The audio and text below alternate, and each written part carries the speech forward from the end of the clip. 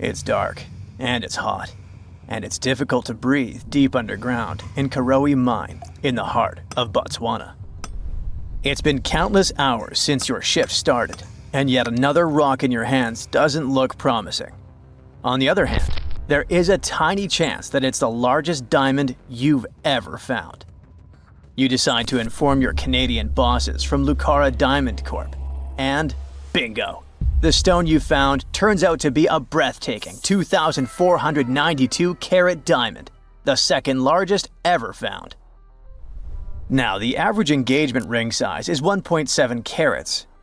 It means that just this diamond could be enough to supply rings for more than 1,465 brides. You can compare the size of the previous stone with the size of a fist. And the weight of this priceless giant is over a pound.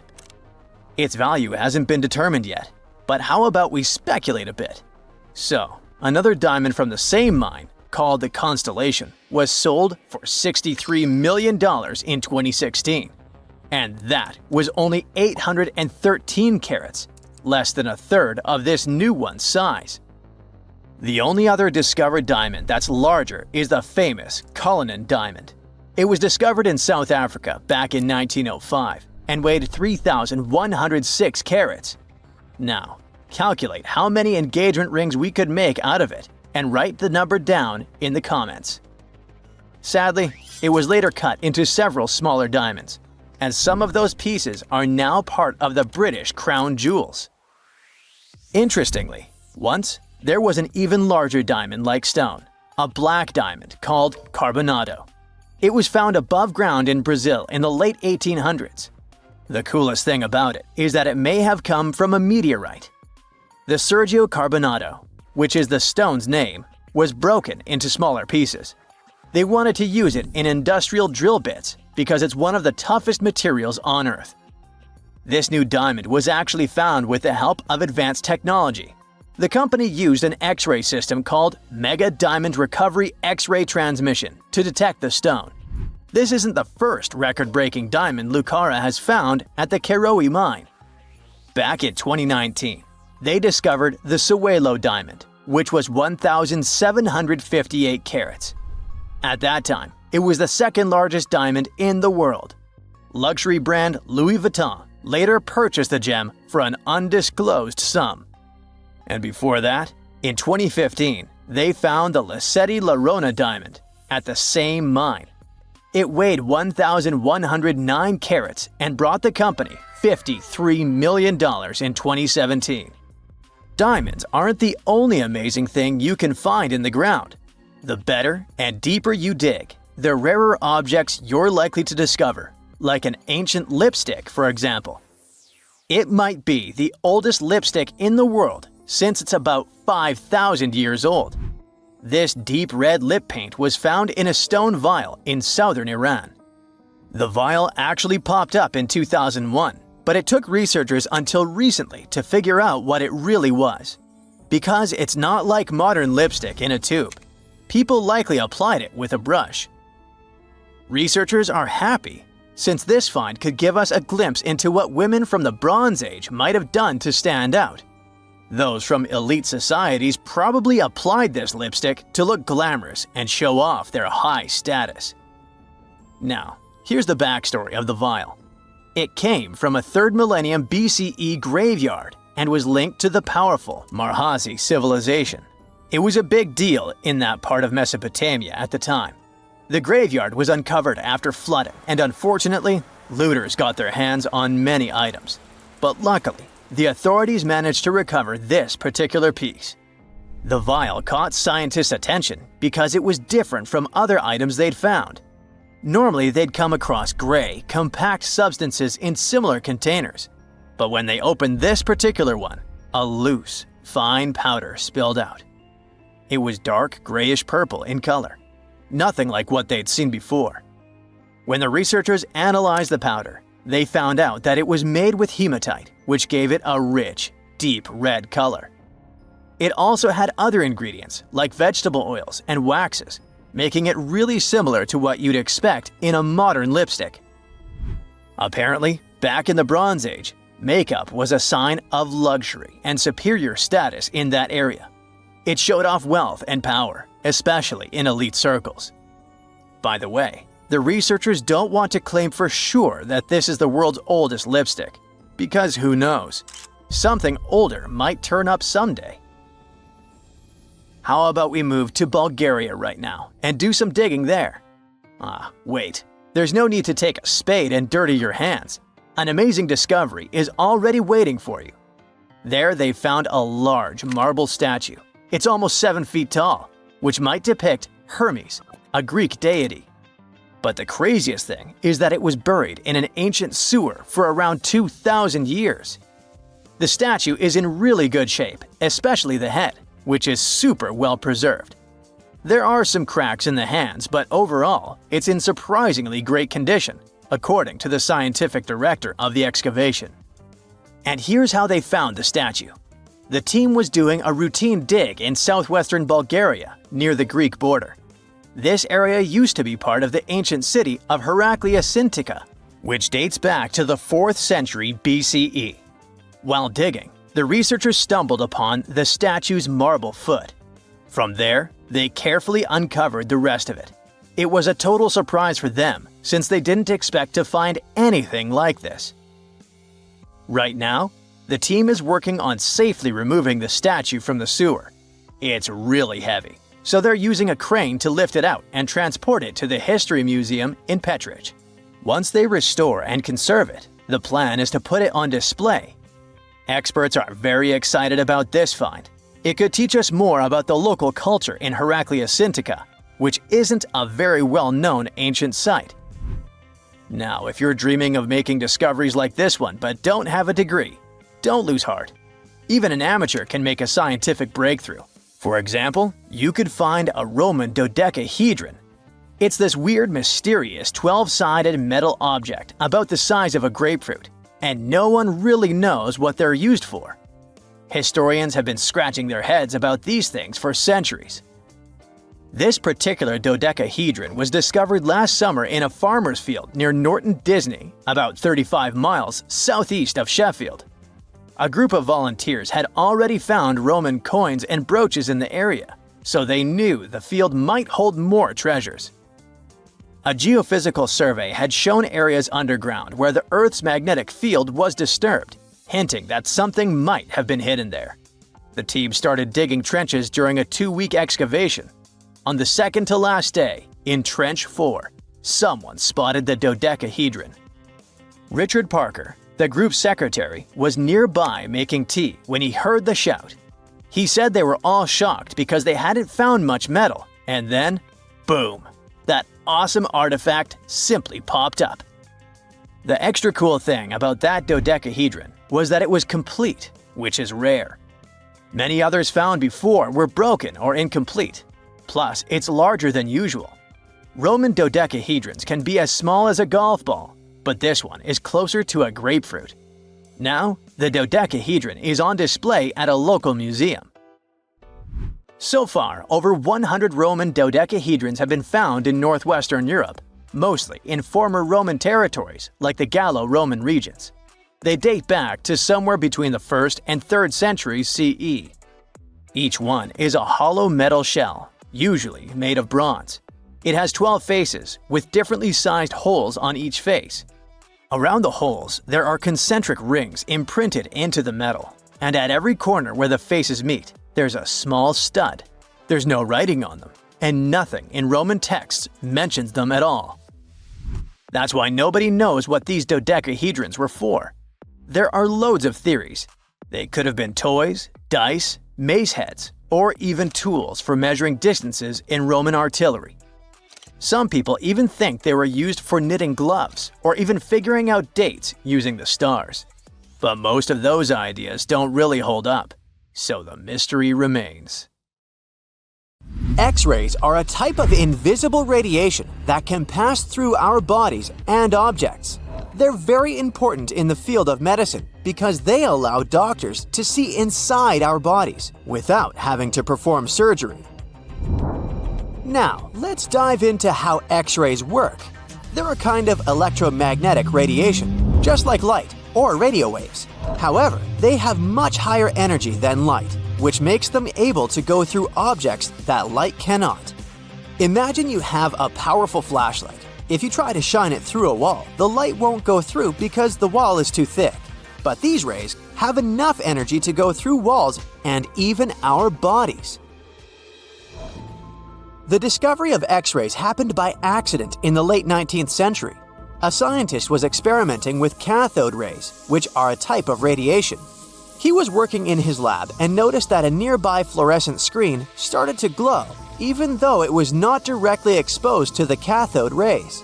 He realized that something invisible was causing the fluorescence, and he named it X-ray, because X is the mathematical symbol for something unknown.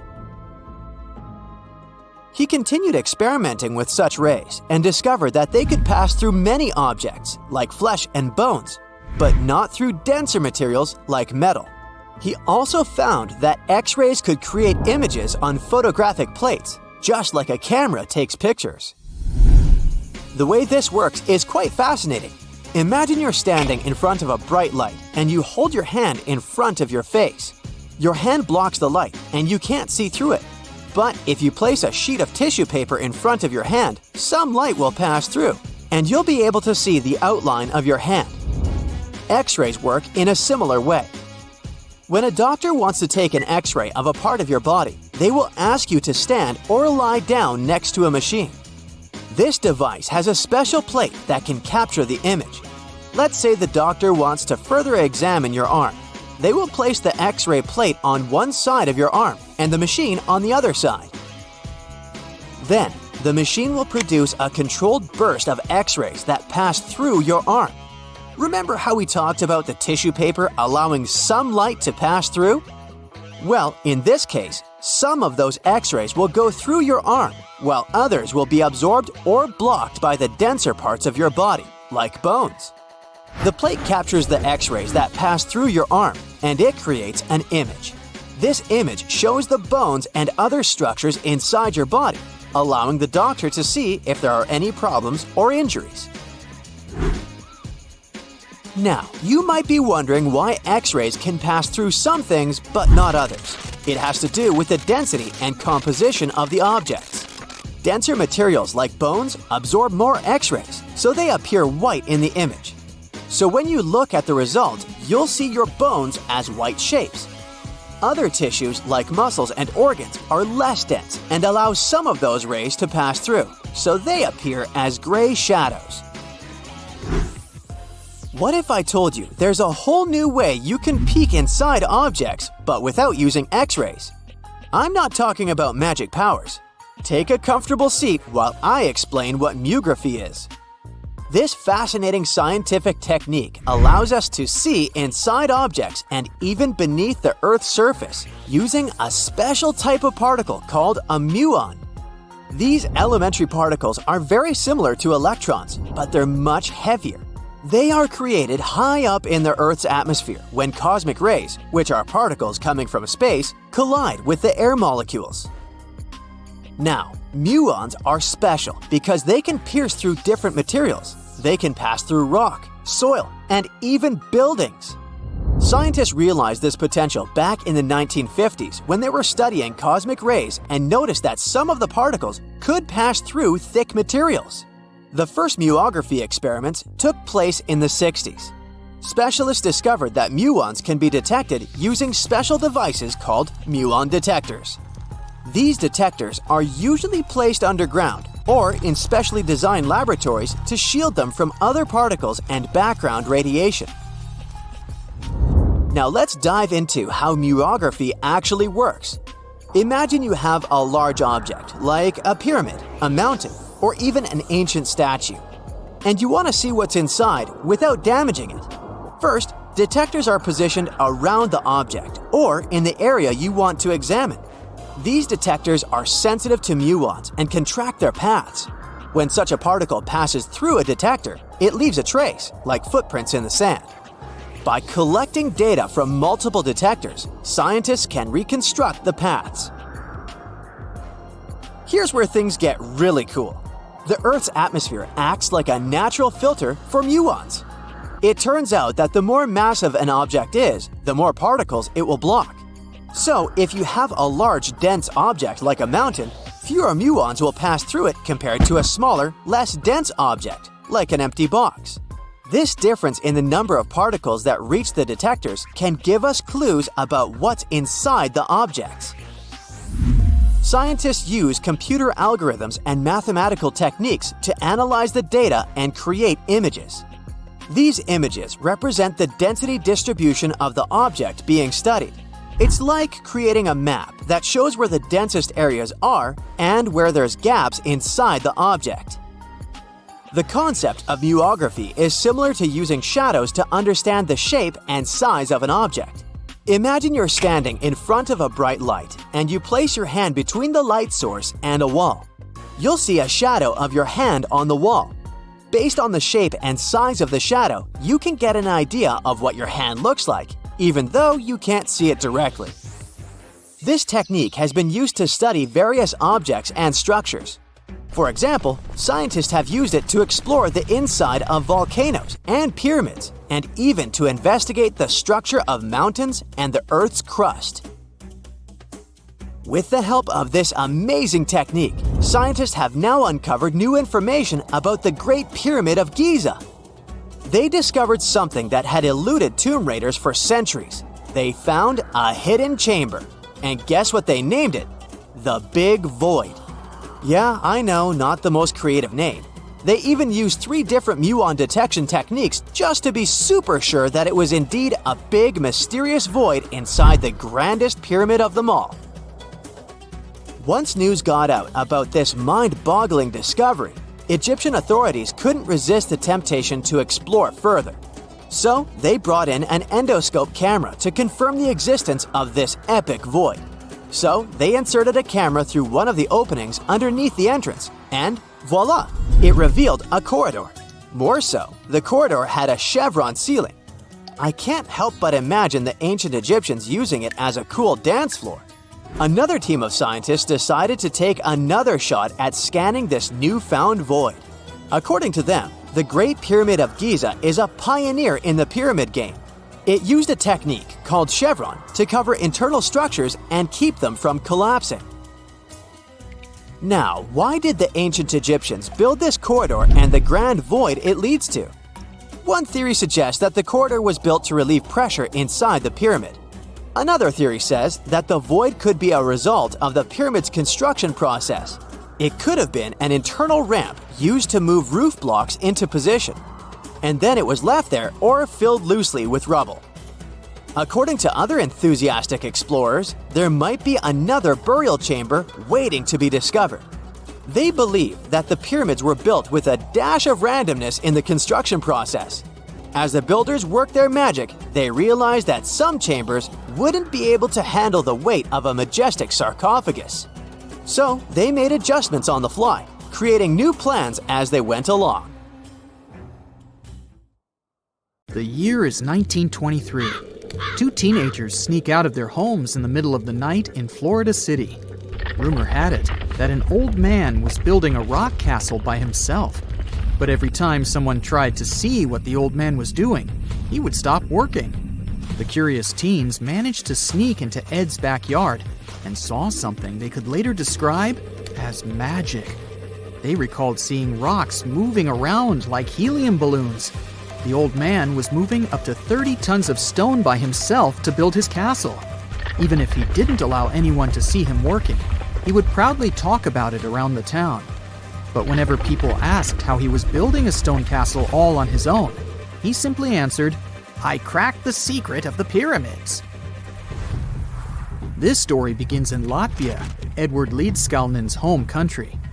Edward was born in a small village on January 12, 1887.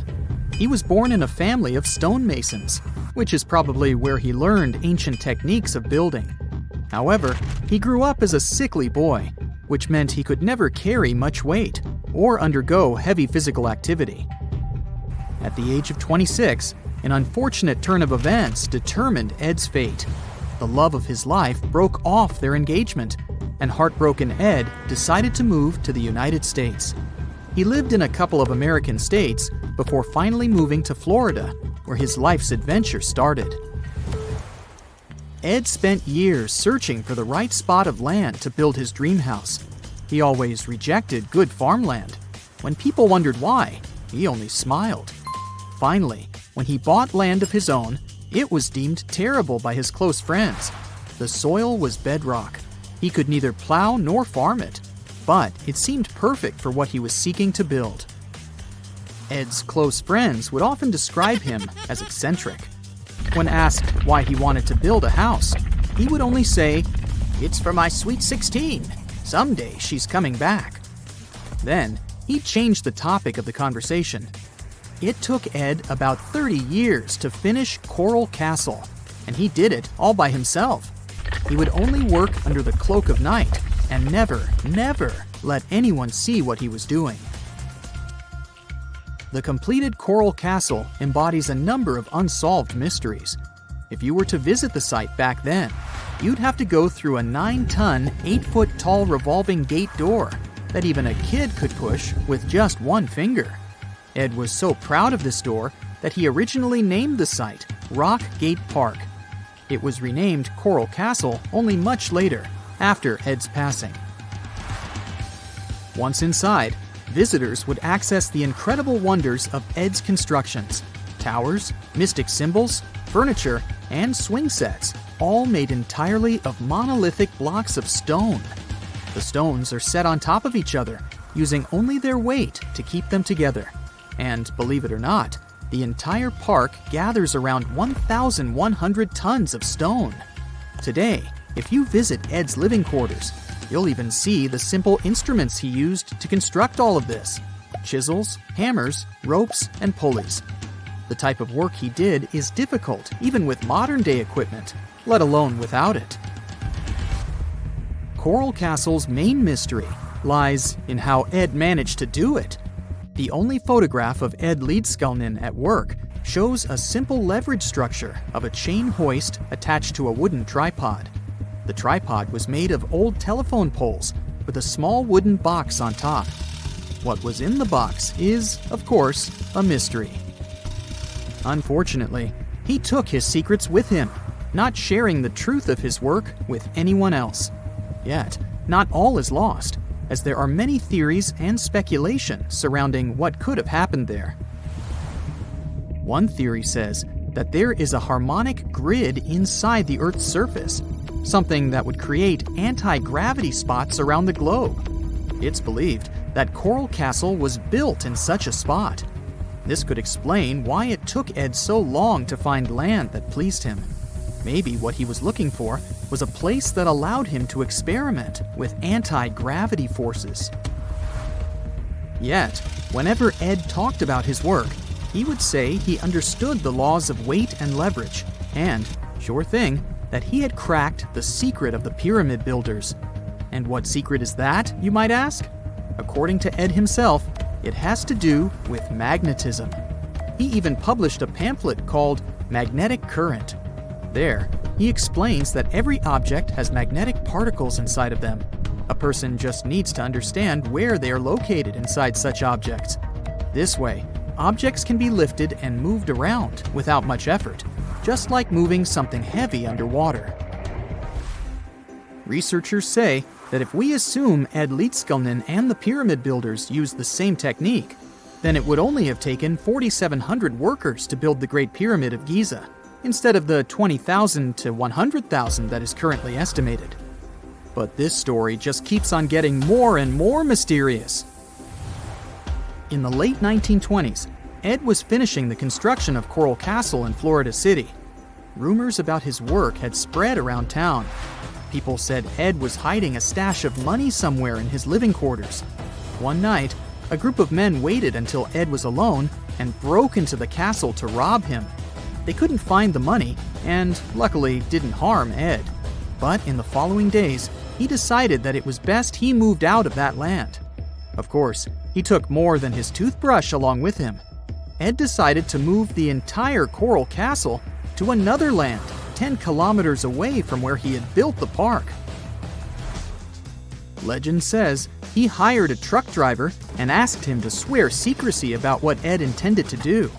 He asked the driver to look away while Ed loaded the truck by himself, moving all of the rocks without any help. With the truck loaded, Ed and his castle moved to Homestead, Florida, where the park is located until this day. In 1986, a group of engineers from Florida University was called to try to fix the park's gate entrance, the 9-ton revolving door that Ed was so proud of. They arrived with plenty of modern-day equipment, including a 20-ton crane. When the engineers took the door down, they noticed that Ed had used a strange circular stone at the bottom of the revolving door. The engineers couldn't understand how this frisbee-sized rock could withstand 9 tons of weight without breaking into pieces. They sent the rock to the geology department at the University of Florida, but the geologists simply returned the rock, saying they couldn't find a match of this rock in their databases. They couldn't determine its origin. The engineers put the 9-ton gate back into place, trying to use other techniques. At first, it didn't work without the base rock Ed had originally used. So, they had to cut the gate rock to make it work as a revolving door once again, proving that modern-day technology couldn't replicate what Ed had done single-handedly. Fast forward to 2011, and another man claimed to have cracked the code of the pyramid builders and Ed Leedskalnin himself. Wally Wallington, a retired construction worker from Lapeer County, Michigan, has managed to build using similar techniques to those used by Ed. Wallington is known for having built his personal Stonehenge in Michigan. He is said to have used simple machines, such as levers and counterweights, moving around multi-thousand-pound concrete blocks. Unlike Ed, Wallington has shared his techniques with the public. Multiple videos are showing the clever engineering he built from very simple materials. It sure is impressive. The man has moved his entire barn into another property just with the help of simple tools. However, there is no way to prove that these were the same techniques used to build Coral Castle. To this day, the secrets of Coral Castle haven't been unraveled. But hey, we can always keep trying to solve it. 2 centuries ago, a 31-year-old Frenchman stormed into his brother's office in Paris. He had only one thing to share. "I've got it!" The man was so excited that he immediately collapsed. He spent the next 5 days in bed recovering his health. Who was this mysterious person, and why was he so thrilled? Jean-François Champollion made one of the greatest scientific breakthroughs in human history. He had cracked the code of Egyptian hieroglyphs. This enabled scientists to finally unravel the secrets of this ancient civilization. They weren't able to read hieroglyphs for nearly 2,000 years. After the Romans took over Egypt, the intricate writing system slowly faded away from people's minds. The last of the hieroglyphic texts date back to the 4th century. For thousands of years, Egyptians used images to show their lives. But the knowledge of how to read these pictures was lost to modern science. The story of hieroglyphs began in 3250 before current era. That's when ancient Egyptians developed writing. Their motivation was to better organize the distribution and storage of goods. One of the earliest examples is a ceramic jar that had an inscription in black ink. There were 2 major writing systems. The first were the hieroglyphs, which literally means sacred carving. Egyptians carved hieroglyphs in stone on temples, tombs, and similar monuments for 3,000 years. They present a system of pictorial texts. A pictograph is a picture or a drawing that stands for an idea of a word. It's a precursor to the true writing as we have it today. For example, when Egyptians wanted to write ibis, they would draw a small image of the bird. Hieroglyphs can be found on walls. They were a formal way of writing. The other writing system was hieratic. Egyptians mostly used it when writing on papyrus. That's an early, thicker form of the paper we have today. It soon evolved into demotic. This improved version became the most common writing systems in ancient Egypt. Then, in the early 4th century BCE, Alexander the Great took control of Egypt. This was the time when the Greek Ptolemaic dynasty ruled the country. You've probably heard of the last ruler of this dynasty, Cleopatra. During her time, Egyptian Demotic and Greek were used side by side. The two started mixing, and by the year 100, a new language emerged, Coptic. It slowly replaced the ancient writing system. Only Egyptian priests used hieroglyphs for the next couple of centuries, and then their meaning was lost to history. But not forever. Arabs were the first who tried to solve the mystery of the hieroglyphs. Medieval travelers came across these strange symbols and wanted to understand their meaning. They consulted speakers of Coptic and translated text from Greek and Latin into Arabic to break the code of the hieroglyphs. During the Renaissance, Europeans also became fascinated with the legacy of ancient Egypt. Scholars from the Old Continent believed that hieroglyphs were a group of symbols as opposed to a written language. This was all about to change in 1799. A year earlier, Napoleon, the famous French ruler, arrived in Egypt. His subordinates constructed a fort that dated back to the 15th century. Rashid, or Rosetta, was a port town in the northeast of Egypt, near Alexandria. One section of the old fortification wall contained an interesting slab inside. The stone tablet was made of a granite-like rock. It was just 40 inches high and 30 inches wide. It contained 3 distinctive sections of text carved into it. The letters were in 3 scripts and 2 languages: hieroglyphs, Demotic, and Greek. It was a fragment of a larger ancient stela. These are upright stone slabs that are used to dedicate to a person or an event, but the one from Rosetta was damaged. 2/3 of the hieroglyphic text on the top was missing. The bottom Greek text lacked a cornerstone. The only fully preserved section was the writing in Demotic in the middle of the slab. It eventually ended up in the British Museum. The scientific community was intrigued, and the race was on to decipher it. Prints and casts of the slab went out all over Europe. Scholars already knew ancient Greek, so in theory, this shouldn't have been so hard. The first people who saw the Rosetta Stone thought the process would take 2 weeks. In the end, it took 2 decades. The main issue was the fact that hieroglyphs and spoken ancient Egyptian didn't have a connection anymore. Scientists didn't know what sounds the letters on the slab corresponded to. Imagine if English disappeared 1,000 years in the future. Then someone finds a tablet with the word dog. At first, they wouldn't know how to read the word or the individual letters. Even if they figured out how to pronounce the word, they wouldn't know its meaning. This is what linguists were dealing with in the case of the Rosetta Stone. The careful study of the artifact produced another find. The texts weren't direct translations of each other. They both described the same event, but in different words. It was like you saw a movie with 2 friends, and then all 3 of you wrote different reviews about it. The original text was probably in Greek, but the translators added extra words to make it sound more Egyptian.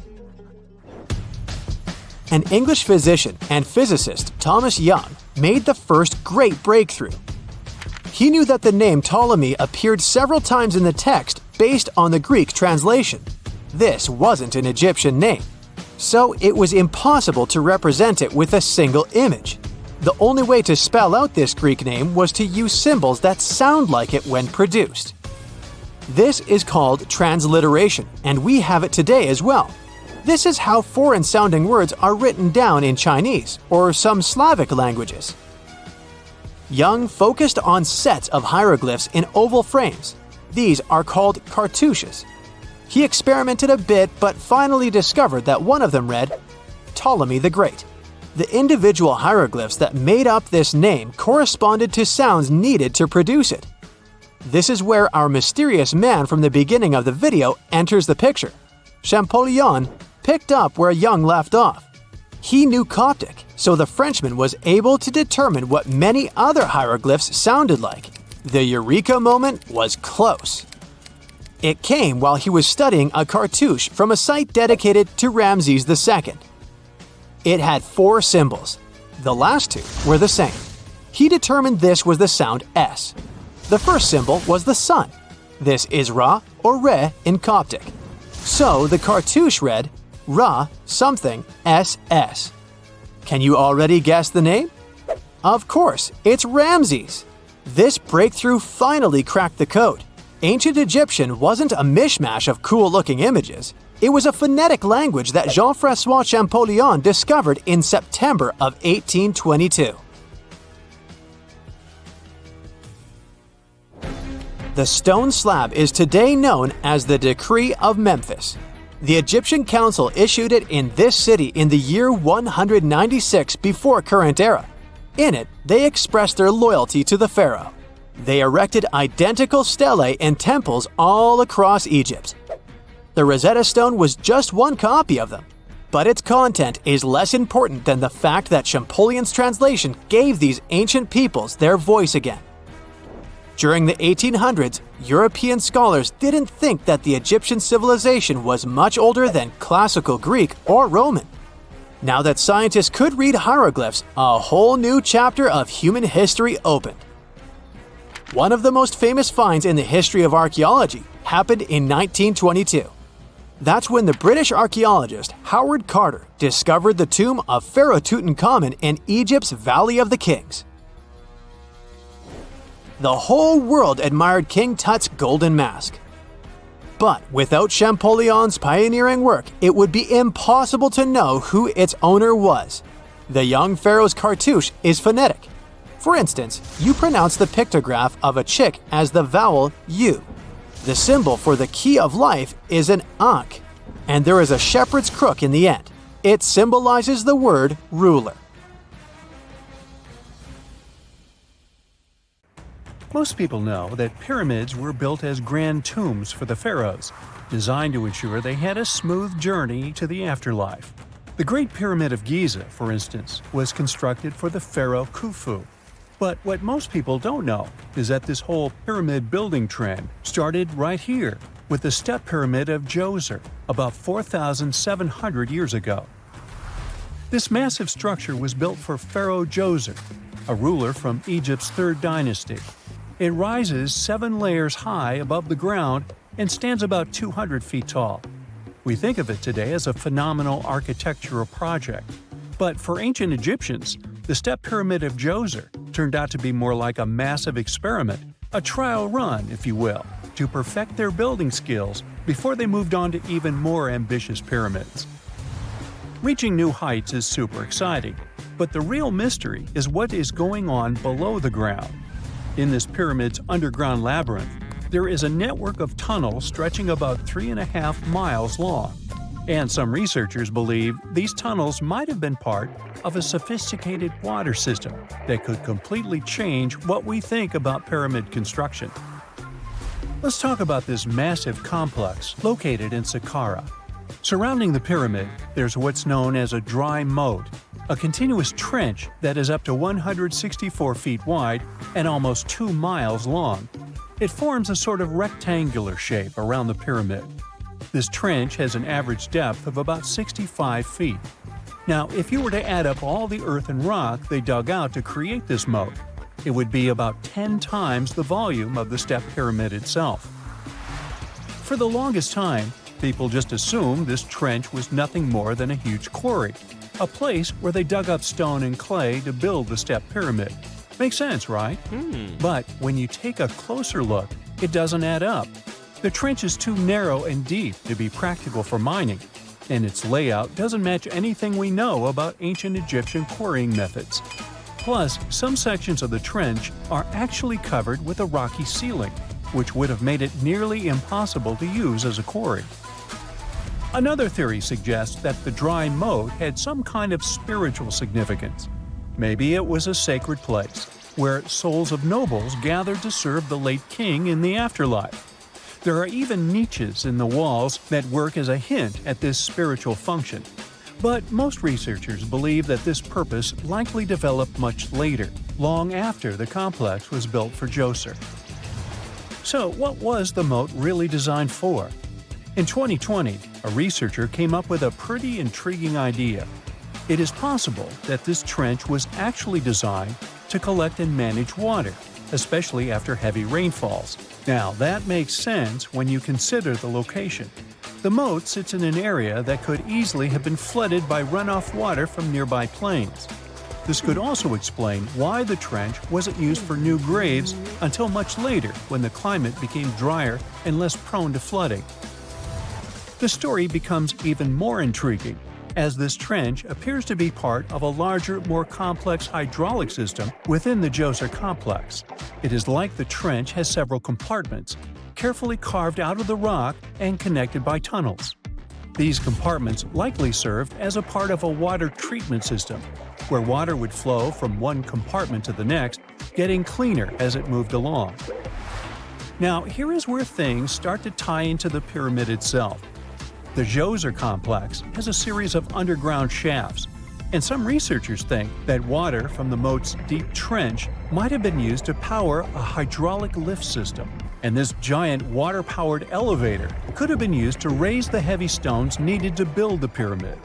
It worked like a volcano, but instead of lava, water did the heavy lifting. Imagine a big deep hole in the ground at the center of the pyramid site. Inside this hole, there was a huge wooden platform, kind of like a giant raft that could move up and down. When the workers wanted to lift a heavy stone, they would fill the hole with water. As the water rose, the wooden platform started to float up, carrying the stone with it, almost like a giant water-powered elevator. When the stone reached the right height, the workers slid it off the platform and onto the pyramid. The idea is that water from the deep trench, after being cleaned and filtered, would flow into these shafts. A massive float, possibly made of wood, would then rise as the water filled the shaft, lifting the stones up to where they were needed for construction. Once the stone was in place, they'd let the water out, lowering the platform back down to the bottom, ready to lift the next stone. This fancy hydraulic lift system could have been a game changer, making the whole building process a lot faster and more efficient without using a lot of workforce. It is like the ancient Egyptians were already embracing the whole idea of work smarter, not harder. But of course, not everyone is on board with this theory. Some experts argue that the area where the step pyramid of Djoser was built couldn't have held enough water from occasional rains to maintain such a fancy hydraulic system. The main theory suggests that, in the past, there might have been some kind of lake nearby that would have filled up after a period of rain, and this lake could have supplied water to the complex's hydraulic system. But there is no mention of such a lake in any ancient Egyptian writings, so it might be more of a what-if situation than a reality. And then there's the issue of the hard work itself. Remember when I said this method could have allowed the ancient builders to raise stones with far less effort? Well, that might not be entirely true. According to some experts, just building this hydraulic device would have required a lot more heavy work than simply moving the stone blocks using good old-fashioned manpower. And let's not forget, the step pyramid of Djoser is like a baby pyramid compared to those that came later. The stones used for Djoser's pyramid weighed, on average, about 660 pounds each, which is nothing compared to the more than 2.5-ton blocks used later for the pyramid of Chephren. If this cool water lift theory gets completely ruled out, we still need to explain how this pyramid was built in the first place. To answer that, we need to rewind a bit and talk about the original plans. See, before Djoser's tomb became a pyramid, the idea was to construct a simple mastaba. This type of tomb was pretty common in earlier periods, a flat-roofed, rectangular structure with sloping sides. But after the original mastaba was finished, they decided to expand it a bit by adding more layers on top. And then they added even more layers, until the construction reached 6 distinctive steps, each one smaller than the previous. And they probably did all this by raising those heavy stones using ramps, not a water-powered elevator. There is still so much we don't know about the Step Pyramid of Djoser. More research is definitely needed to fully understand how this system worked, or if it even existed at all. But the idea of using water to help build the pyramid adds a whole new layer to our understanding of ancient Egyptian engineering. It's a powerful reminder of just how clever and resourceful those builders were, using the natural landscape and the power of water to create one of the most iconic monuments in history.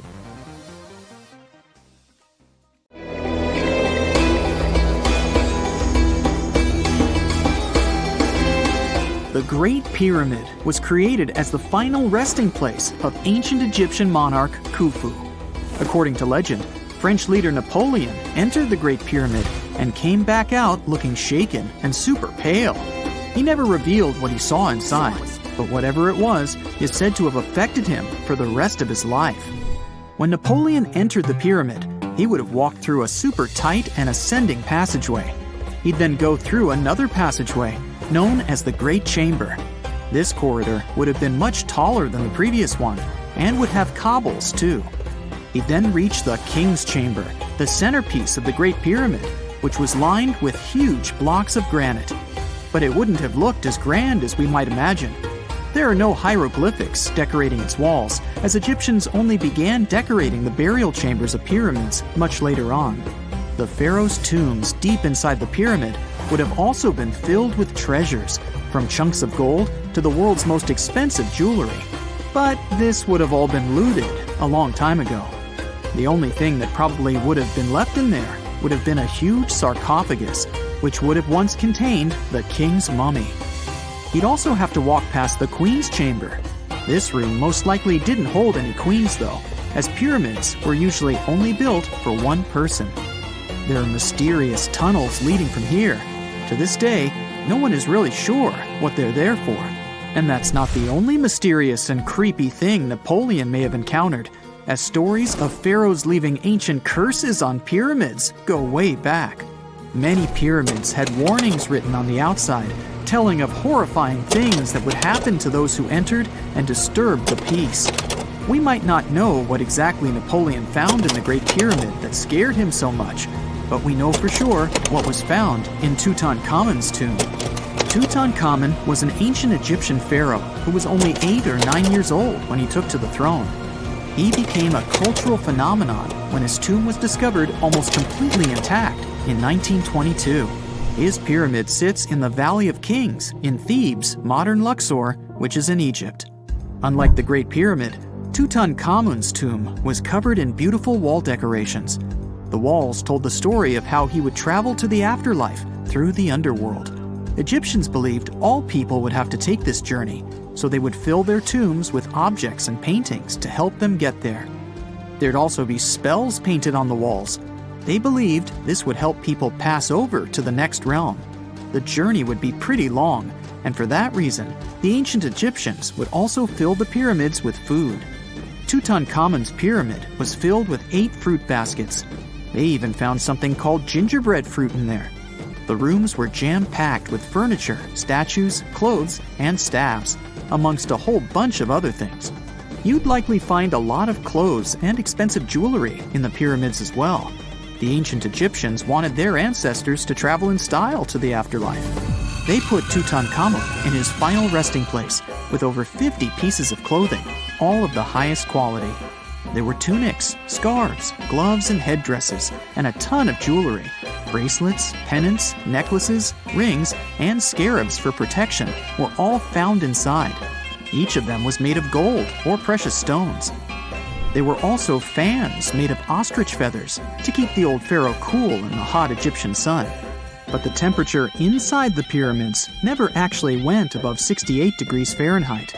The ancient Egyptians developed a super cool air conditioning system that we don't fully understand even today. Tutankhamun's pyramid also contained 130 walking sticks made from ebony, ivory, silver, and gold to help him on his journey. There were 3 chariots hidden away, in case he got tired of all the walking. They also put 11 boat paddles inside, but there was no sign of any boat. The pyramids would be littered with the pharaoh's favorite scents and perfumes. During the excavation of Tutankhamun's pyramid, it quickly became clear that it had been robbed during ancient times. There was damage to doors and traces of oils left in empty jars. It looks like someone raided the pyramid for gold and the scents, perfumes, and oils that had been left for King Tut. There was still a bit of perfume, which was made from coconut oil and frankincense, left in one bottle. It seems like Pharaoh Tutankhamun loved board games. There was an ivory traveling set of Senet in his pyramid. Although we don't know for sure exactly how to play it, we have figured out it was sort of an ancient Egyptian version of backgammon. It looks like it was a 2-player game where the goal was to knock your opponent off the board. Not really sure who Tutankhamun's mummy was supposed to play with, though. The ancient Egyptians had some rituals that may seem pretty strange to us. For example, they used to shave their eyebrows off if they ever lost a cat. So it's not too surprising they put some really weird things inside pyramids. Archaeologists discovered a collection of mummified cats and scarab beetles in pyramids that date back more than 4,000 years. They were found in the pyramids of Saqqara, which is south of Cairo. They also found a bunch of makeup kits and mirrors inside. Makeup was worn proudly by both men and women in ancient Egyptian times. Eyeliner was the most popular cosmetic. The Rosetta Stone was one of the best discoveries ever made in pyramids. It was found by our man Napoleon Bonaparte and his team. It's a black granite rock that dates back to 196 BCE. It's transcribed in Greek, Demotic, and hieroglyphic. When it was translated in 1822, we got the key to understanding ancient Egyptian hieroglyphics for the very first time. The discovery of Queen Hatshepsut's mummy in 1903 changed our understanding of the Egyptians forever. After she had passed away, her successor, Thutmose III, removed most of the evidence of her reign, so we basically knew nothing about Egypt's first great female leader. She's now gone on to become one of the few and most famous female pharaohs of Egypt. Pharaoh Khufu even had a fully fledged boat in his pyramid. Archaeologists uncovered more than 1,200 pieces of a giant boat near the Great Pyramid at Giza. They reassembled the boat, and it's a whopping 144 feet long. It's most likely a solar boat, which was designed to carry the resurrected king with the deity Ra. Fun fact, the Pyramid of Giza is the last remaining of the 7 wonders of the ancient world. The other 6 are the Hanging Gardens, the Colossus, the Temple of Artemis, the Mausoleum, the Lighthouse, and the Statue of Zeus. This pyramid was also the world's tallest man-made structure for 3,800 years, and it's the biggest pyramid in Egypt. It took a staggering 2.3 million blocks of limestone, and some weighed as much as 80 tons. It took an incredible 100,000 laborers and a whopping 23 years to build. Its original height was a mega 480 feet. In 2017, archaeologists discovered something weird about Egypt's Great Pyramid. There's a hidden void that's at least 100 feet long, and no one really knows why it's there or what's actually inside it. The weird void is the first inner structure discovered within the 4,500-year-old pyramid since the 1800s. Scientists used cosmic rays to detect the massive hole, but are still no closer today to finding out what's inside. The ancient Egyptians took a lot of care building the pyramids, and everything was strategically placed and structurally sound, so it's super unlikely that this hole is due to blocks falling over time. Loads of pyramids also contain small model figurines called ushabti. These represented attendants. They believed they would come to life to serve the pharaohs in the afterlife. But it's amazing that all this stuff actually fit inside. There isn't actually a huge amount of space inside the structures. It's mostly just rock. Imagine working 7 days a week on a large-scale construction site. You, along with thousands of others, carry millions of stone blocks and put them on top of each other according to a complex system. You work without modern construction equipment. You have no air conditioning or constant access to water. It's so hot outside that you can fry eggs on the road. You've been building the pyramid for decades, and now, when it's finally done, you enjoy the result of the colossal work of thousands of people. You're looking at a giant cultural monument of global value that will freeze in time and amaze people for tens of thousands of years. A few thousand years have passed. People in the 21st century see the pyramids and are like, wow, I can't believe humans have built this. Yeah, the people who built the pyramids wouldn't have appreciated such a theory. But actually, there are reasons to believe that people built it using some fantastic technology. From the outside, it seems the Great Pyramids are just big triangles of stone. People just put some heavy blocks on top of each other, and that's it. In fact, the design seems too perfect to be true. The pyramid consists of more than 2 million blocks.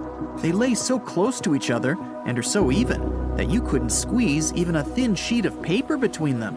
Scientists still can't figure out the exact technology for building the Egyptian pyramids. One of the biggest and most famous is the Great Pyramid of Giza. This huge construction, well known all over the world, has one big secret. There should be a capstone on top of the pyramid. It's a triangular-shaped stone block, a small pyramid on top of a huge one. It's also called a pyramidion. The builders of ancient Egypt made it out of granite and limestone and covered it with gold. No records or old drawings prove that there was a pyramidion at the top of the Great Pyramid of Giza. But there's another ancient Egyptian structure with such a triangle, the Red Pyramid. It was built before the Great One, and its capstone has survived to this day. Archaeologists have found and reconstructed it. But where could the capstone of the Great Pyramid be? It's a mystery that still has no answer.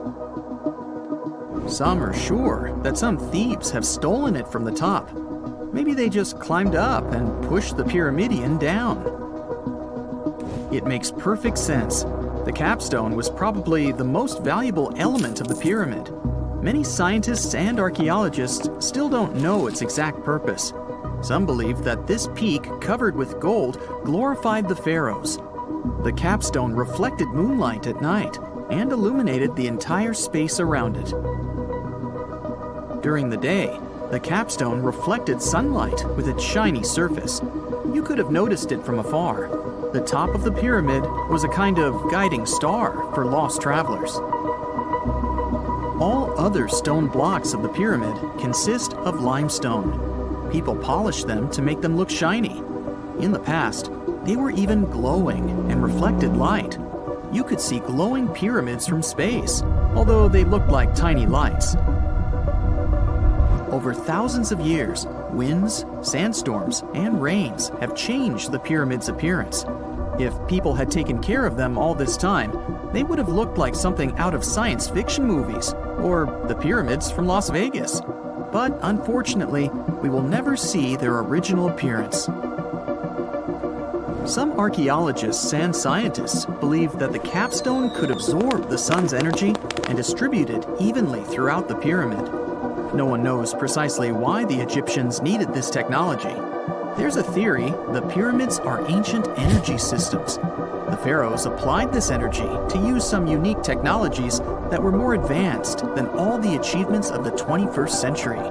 And the triangular shape of the pyramids was ideal for boosting this electromagnetic energy. In theory, solar radiation, or electromagnetic forces, accumulated at the top of the pyramid, filled the inner rooms, and then went down the walls to the base. Any surface distortion could prevent the flow from spreading, so they had to create a perfectly smooth surface. That's why they installed the blocks so that nobody could squeeze a needle or razor blade between them. Many people believe in this theory because they built the pyramids from limestone. This material can hold energy inside itself. In the inner part, they created granite deposits to cause air ionization, that is, to create an electric charge. They also dug channels under the pyramid for water to transmit electricity. And at the top, they put a gold capstone, the best conductor of electricity. So, this is how you get a great power generator. Different cultures used similar technologies to create electricity all over the world. But these are all theories. If it had been working, humanity would have used these technologies today. There are mentions of the metal industry, chemistry, engineering, physics, mathematics, and astronomy in some ancient records. Most scientists don't believe in all these things. We know the detailed stages of the technology's development in different cultures. In the 21st century, scientists, historians, and anthropologists can track the evolution of all modern devices. If people had created some technological inventions in ancient times, the history of the world would have looked different. Perhaps all the achievements of antiquity could have been wiped off the face of the earth by global cataclysms, and it can happen to us. Just imagine how people would dig up a laptop in 5,000 years. Perhaps they wouldn't understand what kind of device it is. Another Egyptian wonder surrounded by mystery is the statue of the Sphinx.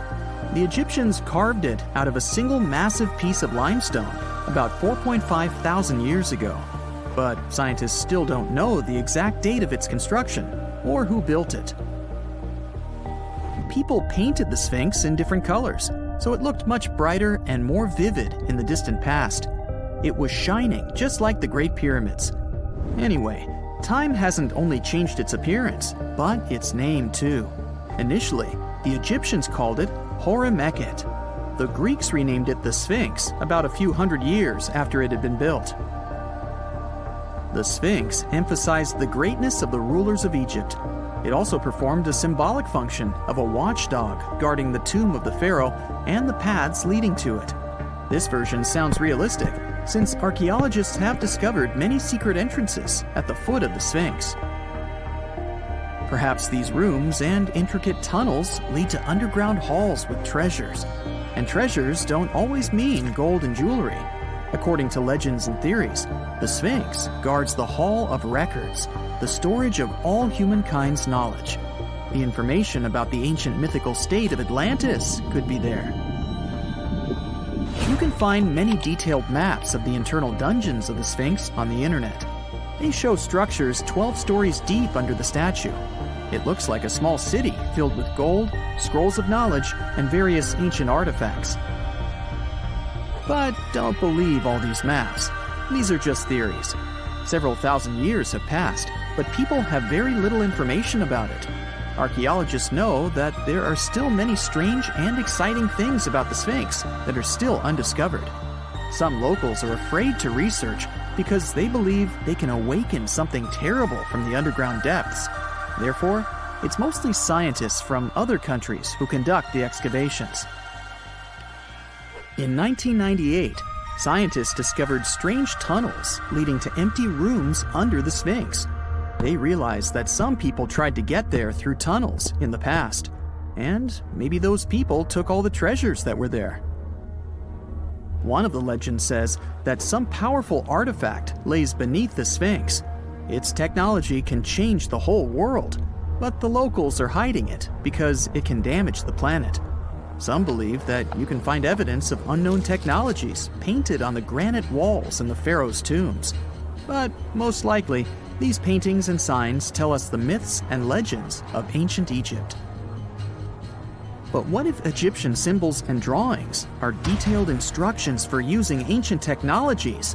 What if the locals that lived at that time thought, people in the future won't be able to get energy themselves. Let's leave some detailed instructions for them. Anyway, there are many riddles and theories. In reality, the search for answers is a dangerous undertaking, since it's not easy to get into the underground halls. Excavations can ruin the structure of the entire Sphinx. Any person inside the tunnels may get lost and never be able to find their way back. Besides, it costs a lot of money.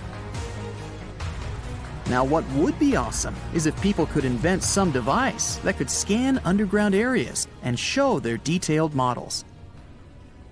When you think of an epic desert scene with blazing sun, endless dunes, and those magical little oases, you probably picture the legendary Sahara, right? But what if I tell you that 11,000 years ago, this vast expanse of hot sand looked totally different than it does today? Yeah, I don't know, I wasn't around then. But I'm told that back then, what we now call a desert was a lush paradise, brimming with lakes, rivers, grassy plains, and even woodsy forests. So, where did all this water go? There are many stories about the distant past of our planet when deserts were covered with jungles and forests. And then something happened, like changing climates or colossal earthquakes, and it all turned green lands into dunes. But how about a theory that Sahara became a desert because of humans and goats? The Sahara has seen its fair share of wet and dry drama throughout the ages, mostly thanks to little shifts in Earth's orbital tilt, causing variations in how much solar radiation hits the atmosphere. There were even times called the African humid periods, when the rain would pour in and transform the dry landscape into a bright green haven. But between 8,000 and 4,500 years ago, something really funky happened to this region. Certain areas went from humid to dry, way too fast to explain it by just orbital changes. In the blink of an eye, the lush Sahara turned into the Sahara we know today. Now, if you ask scientists why it happened, they will tell you, oh, it's just poor parameterization of the data. Bet you didn't get it, did you? What? Well, right, let me translate it from scientific to common human. It means they really don't know the answer themselves, and they got a bunch of missing puzzle pieces.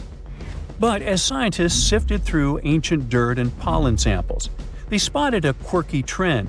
Wherever there were pastoralists, also known as humans with their domesticated animals, the plant life seemed to shift.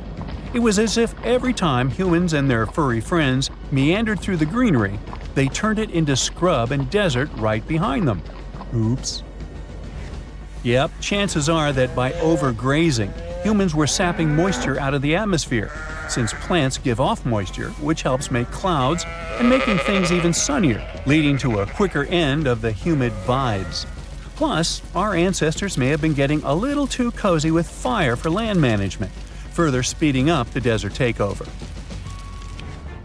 Anyway, scientists are sure that this lush Sahara would have turned back into desert eventually, even if humans hadn't shown up, thanks to Earth's natural rhythms. So there's no need to pin this abrupt change solely on humans.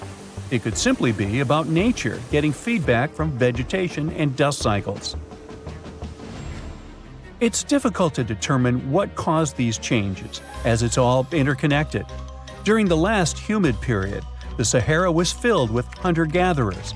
As things got a little drier, they started herding animals for food. The weather pushed people to herd cattle.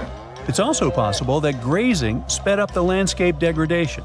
So, which came first, the chicken or the egg? Or in this case, the human or the cow? It's tough to tell with the evidence we have now. Now today, it's safe to say that water is no longer that big of a problem in the Sahara, even though it's a huge desert and the times of lush forests there are long gone. But technology's got us covered. For example, the Nubian Sandstone Aquifer System, the biggest underground water stash on the planet. It's nestled beneath the Sahara Desert's eastern edge and stretches across 4 northeastern African countries – Sudan, Chad, Libya, and Egypt, covering a whopping 770,000 square miles and holding around 36,000 square miles of groundwater. Just look at the pipes transported when it was being built. It's the world's largest irrigation project. No wonder it's feasible to thrive in the Sahara today. But imagine thriving in the Sahara Desert with just one water source. Sounds like a tough gig, right? But the ancient Garamantes did just that, surviving and even thriving for nearly 1,000 years without monsoons or rivers flowing to their desert paradise. These clever folks were the trendsetters of urban life in the sands, and even the Romans couldn't help but notice their genius. While many thought they were just desert-dwelling savages, the Garamantes were busy building an empire in one of the toughest climates on Earth. But how did they do that? Well, they got crafty and dug a whole bunch of underground tunnels to tap into a massive sandstone aquifer. They were literally squeezing every drop of life from under the dunes. But recently, research showed that the Garamantes weren't just hardworking, they were pretty lucky too. The Garamantes had an underground aquifer that brought water up to a hill where they built over 500 fogaras, which are irrigation systems, some stretching as long as 2.5 miles. It was like sipping water through a straw, which let them irrigate their crops for nearly a century, especially since even a little rain would help recharge the system. But eventually, due to rain insufficiency, the aquifer ran low, and reaching it again would have meant digging more tunnels and relying on more people. That's a tough problem, considering these people were in the middle of food and water shortages. Guess I don't need to tell you what happened to the Garamantes, do I? The fall of the Garamentian culture might be linked to several factors. It may have been due to climate changes, or they may have simply used their water resources too much. Back in the day, the Sahara Desert was actually fertile agricultural land, thanks in part to the cool irrigation system the Garamentians created. But since fossil water isn't something you can replenish over time, the groundwater levels dropped pretty low. This likely played a big role in the kingdom's decline by the late 7th century CE. That sounds like someone who hit a lottery jackpot, used up all the money, and went back to their original not-so-cool job once the bank account got fully drained. Oh, by the way, even if the Garamantes left some secret wisdom messages for us, the chances are we'll never get what they wanted to tell us. Nobody really knows what language they used, and their texts are nearly indecipherable to us today. But let's go back to the Green Sahara. So it transformed into a desert about 4,500 years ago. But today, we can understand how people lived in those times in the Sahara thanks to natural parks in Africa that have the ultimate outdoor art gallery. There are well over 15,000 ancient paintings and carvings depicting everyday life from around 11,000 years ago. However, if the carvings aren't enough for you and you feel like visiting an actual green desert, all you have to do is book a flight to California. One of the most beautiful phenomenon in the world, the superbloom, takes place here. Look at all these colors: orange, green, pink. It's a miracle. Wildflowers bloom right in the middle of a hot desert after several years of rainfall in dry places. It's such a bright and colorful landscape that superblooms can be seen from space. This rare phenomenon can be observed in other arid places and deserts in western and southern Africa, Western Australia, and Chile. In all these places, the weather is very hot and dry in summer. Mild humid air comes in winter, and this is the ideal environment for mass flowering. Flower seeds that lie in desert sands can wait for decades before starting to produce flowers. When the hot sun destroys all the weeds and grass, and the rainfall becomes enough to moisten the soil, the seeds are kind of like, well, okay, now it's our turn to play a big game. And then hundreds of thousands of tourists come to take photos and post these beautiful pictures on social media.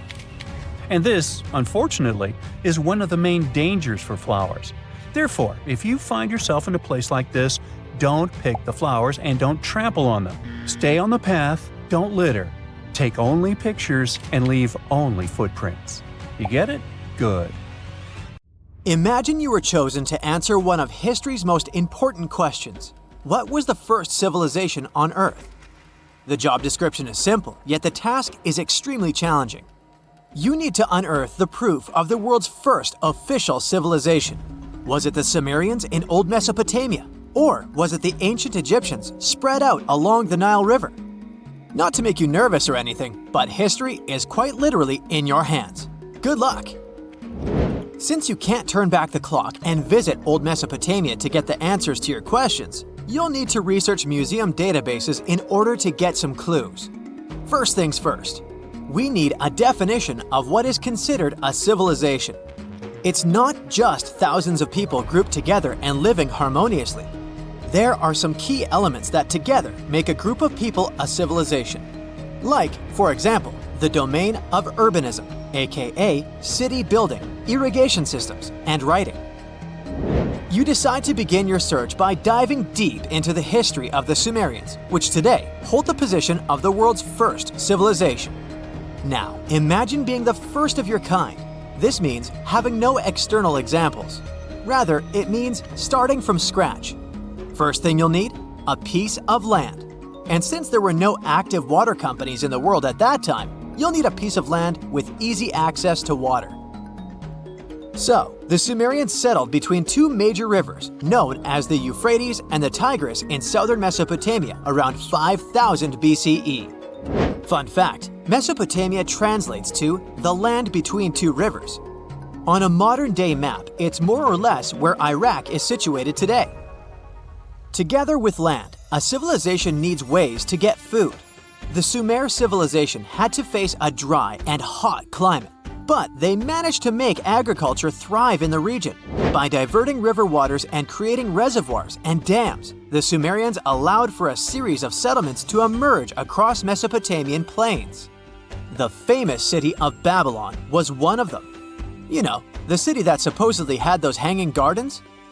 I say supposedly because no definitive proof of the real existence of this monument has ever been found.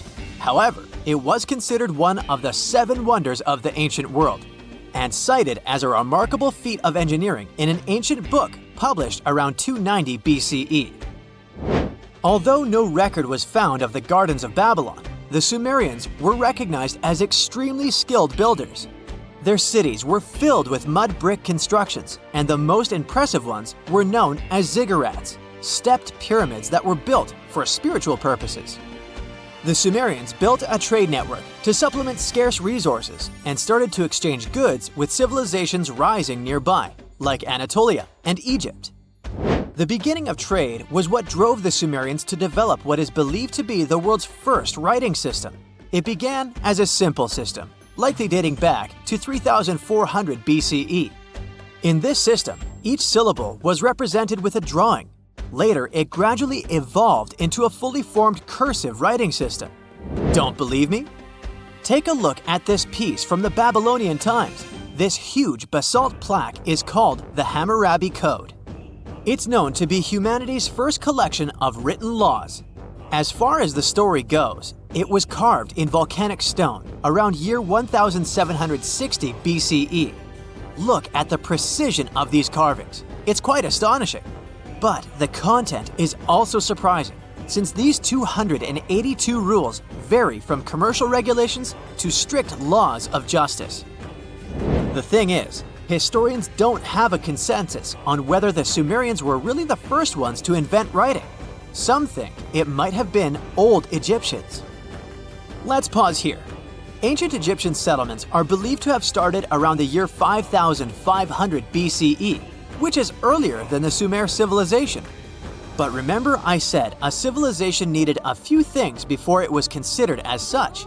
Ancient Egypt consisted of several smaller city-states, such as Memphis, Abydos, and Thebes, spreading out along the Nile River.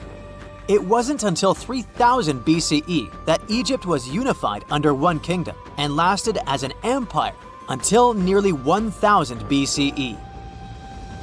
Although there is no consensus on this, some Egypt experts believed that it could have been Sumerian immigrants that founded early Egyptian settlements. The proof could be the presence of cylinder seals made of hard stone, something that was widely used in Sumer. These seals were used to guarantee authenticity in legal transactions, but it's hard to say whether this method was introduced by Sumerian immigrants or simply by trade. Since the time period is not one of the criteria we can use to determine who came first, we'll have to turn to something else. But what? Like the Sumerians, the Egyptians were also highly skilled builders. Duh, they built the famous Giza pyramids and many others all over their territory.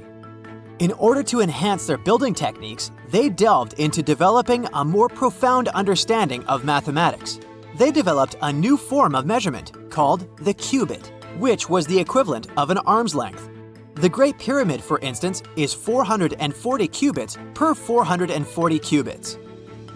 They were also innovative astronomers, combining their mathematical skills with attentive astronomical observation. They were the first civilization to use a 24-hour division of the day.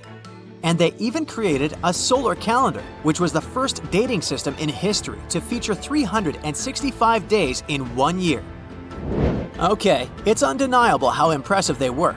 But some experts say that the dispute has to be settled through the comparison of their writing systems. Hieroglyphic writing, the first Egyptian style of writing, is said to date back to 3000 BCE. It was a composition of over 700 symbols, which were carved in stone. For a long time, researchers believed that the Sumerian writing had come before Egyptian, but in a recent discovery made by Yale researchers claims otherwise. Archaeologists have discovered a panel of 4 signs that are believed to have been written around 3250 BCE. Oh, and they've also found another rock drawing depicting a pregnant elephant that can date back to 4000 BCE. Now, there's also a third possibility that fewer people seem to mention: the Indus Valley Civilization, also known as Ancient India, located around the area of modern-day Pakistan and India. The Indus Valley Civilization is also a contender for the oldest civilization due to the uncertain historical origins of the Hindu collection of texts known as the Upanishads.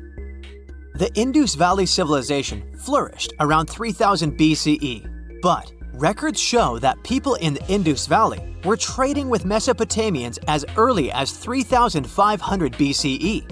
Now, wait a minute. How is it possible? No, they weren't time travelers. This isn't a sci-fi movie. There already were agricultural settlements in the area that were slowly growing into bigger cities, such as Harappa and Mohenjo-daro.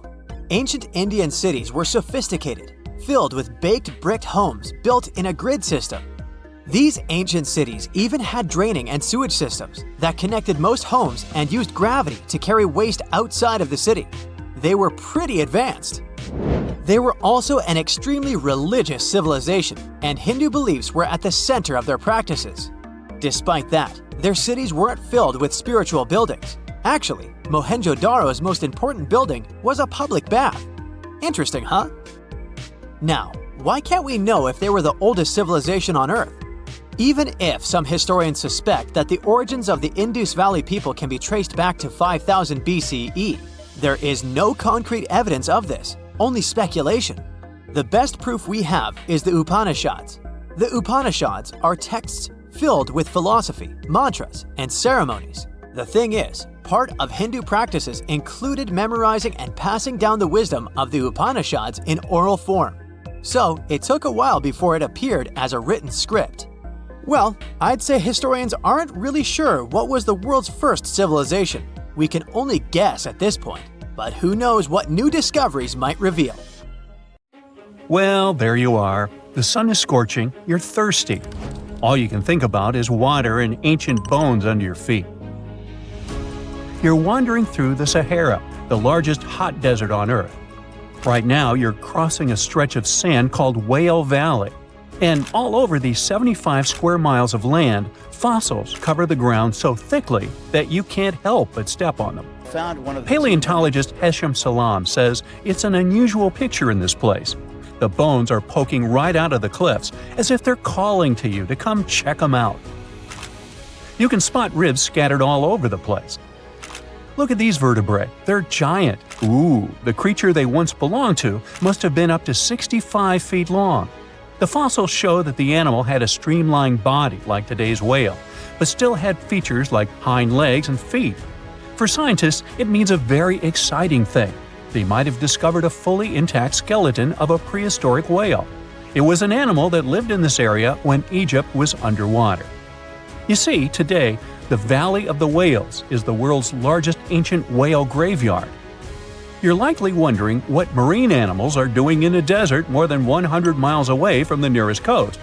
Well, millions of years ago, this desert was at the bottom of a massive ocean called the Tethys, which stretched from Europe to India. When sea levels dropped, the ocean left behind a seabed covered with fossils. And today, the fossils of some of the earliest known whales rest here, which gives researchers a peek into how today's massive ocean whales may have evolved. The fossils here are super detailed, even with some stomach contents still intact. Uh-oh. Scientists have also found fossils of ancient sharks, crocodiles, and turtles, helping to recreate what this marine world looked like millions of years ago. Now, the first whale bones were discovered in 1902, but it wasn't until the 1980s that people really started to explore the area, only when access to this area became better. Sadly, some fossils had been taken away by collectors before the site turned into a protected area. Most of the fossils are just under the surface, slowly revealed by erosion. Whale Valley gives us an amazing glimpse into millions of years of ancient coastal marine life. But let's move further. Ancient whale fossils aren't the only discovery you're going to make today. For over 150 years, scientists have been puzzled by a strange creature that lived millions of years ago. But now, thanks to some amazing fossils found in Morocco, they've finally figured it out. Look at them.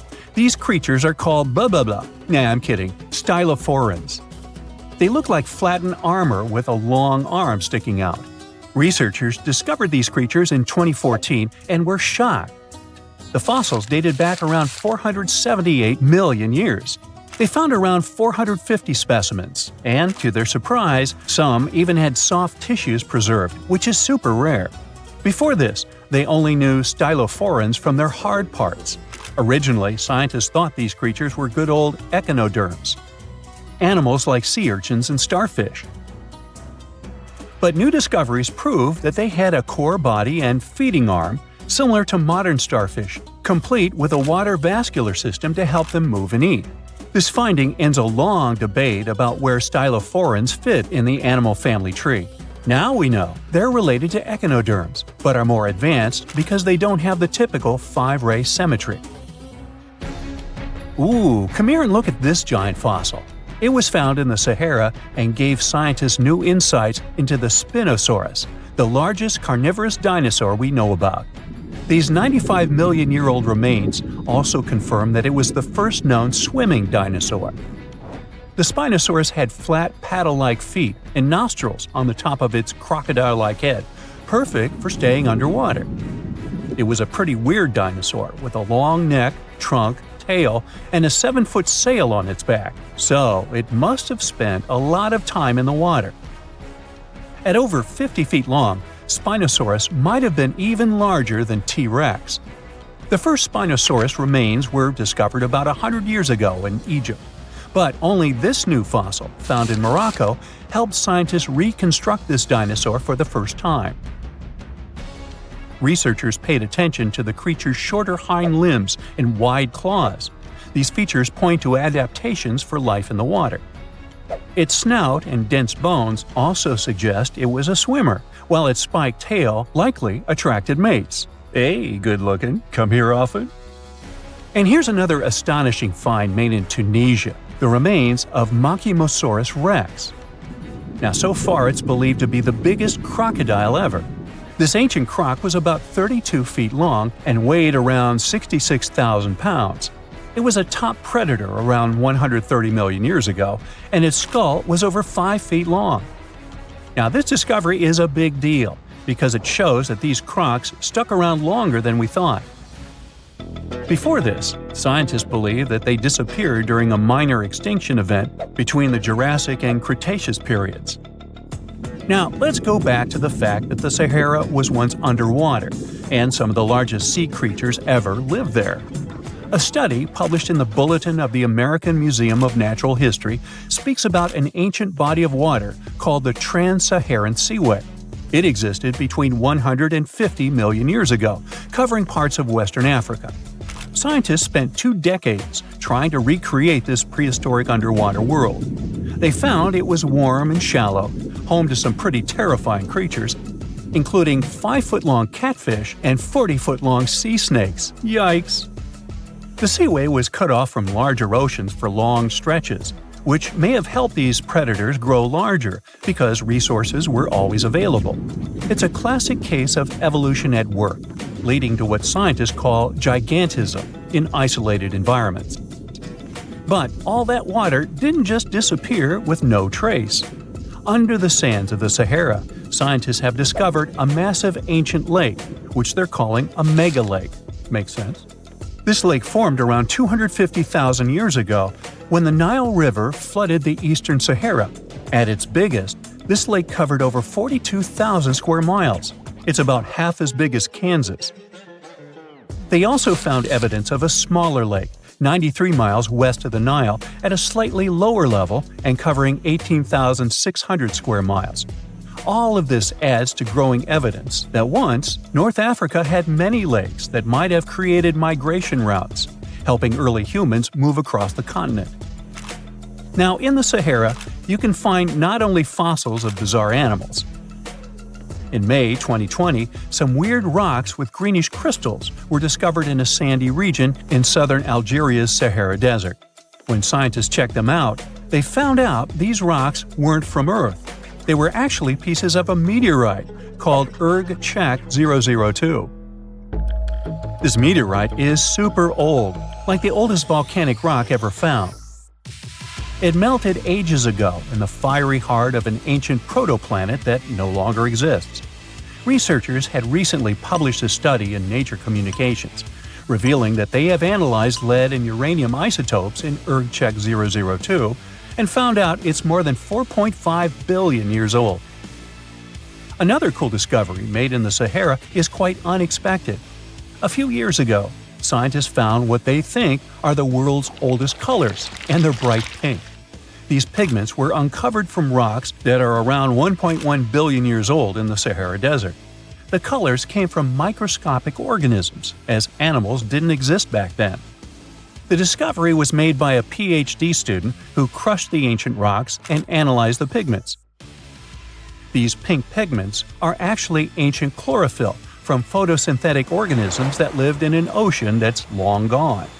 Researchers are now sure that this finding could help explain why larger, complex creatures showed up much later in Earth's history. Before these colors were discovered, scientists didn't know what was missing in the food chain that delayed the evolution of larger animals. Now they understand that tiny cyanobacteria were at the bottom of that chain. Apparently, this discovery is not just about finding some old pink stuff. Scientists believe it's a breakthrough in understanding the history of life on Earth. The desert welcomes you with challenging conditions of abandoned environments and extreme temperatures. Hey, some of us would prefer dessert, chocolate over sand and rocks. Oh well. Just like cactuses and camels, buildings have had to adapt to these conditions. Here are some examples of astonishing structures in deserts. These structures are called earthships. They're located in a New Mexico desert town.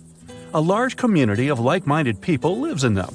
What's even more interesting is that the location of these buildings is registered as dumpsters. Maybe it's because all these structures are made out of old tires, bottles, and cans. Earthships operate using green building principles.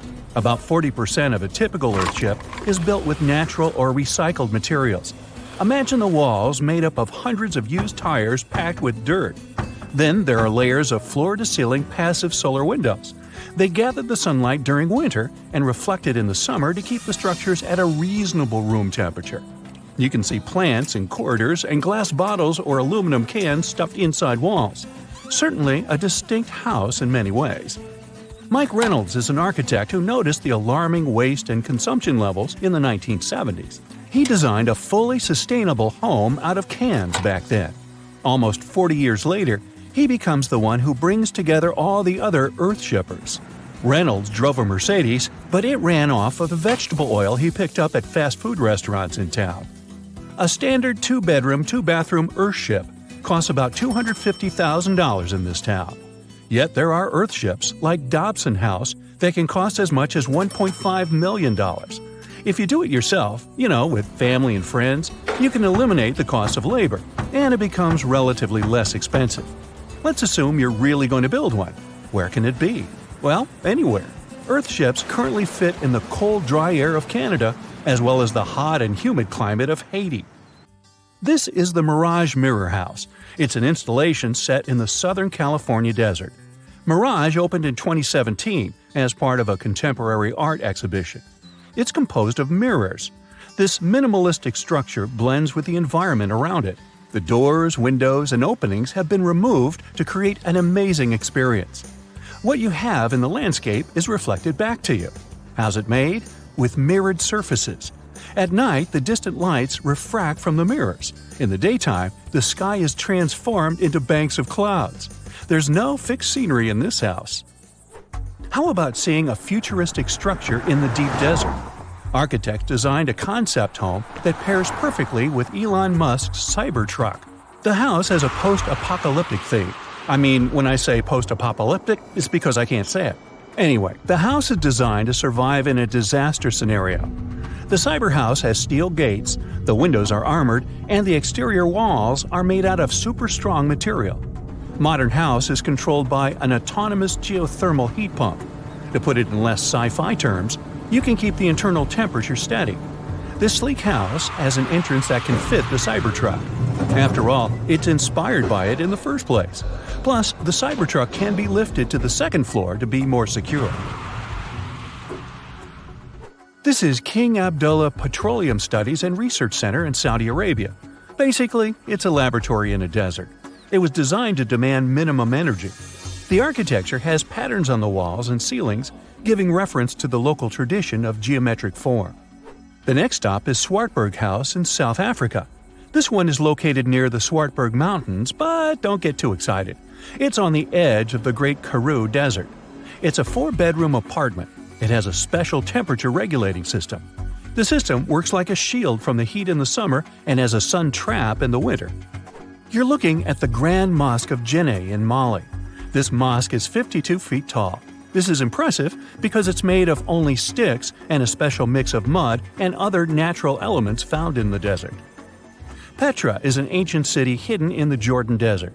The structures are carved directly into red, white, and pink-colored sandstone cliff faces. It's located among the canyons and mountains near the desert. The place was a trade center many years ago. You might already see pictures of the impressive facade of the treasury. This structure still holds many mysteries in it. For starters, scientists can't explain how the Nabateans managed to create such a structure thousands of years ago. Did you know that there's another mysterious place in the middle of the desert that has a similar structure to Petra? Median Saleh was like a second capital of the Nabatean kingdom. Yet another secret they left for us to decipher. It has over 100 decorated tombs and more than 1,000 non-monumental graves. Plus, inscriptions and cave drawings are also here, again surrounded by sandstone. This wooden shack was a post office once. The structure is in the Tengger Desert of Mongolia. It's surrounded by nothing. Sand is the only thing that accompanies the lonely structure. The building is only 23 square inches. As you can guess, it didn't get too many visitors. It was abandoned for over 35 years. Its fate changed one day when a woman discovered the building.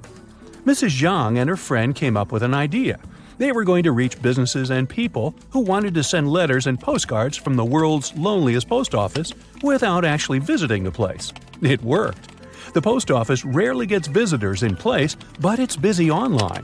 Over 20,000 letters and postcards were sent from the Desert Post Office in December 2021 alone.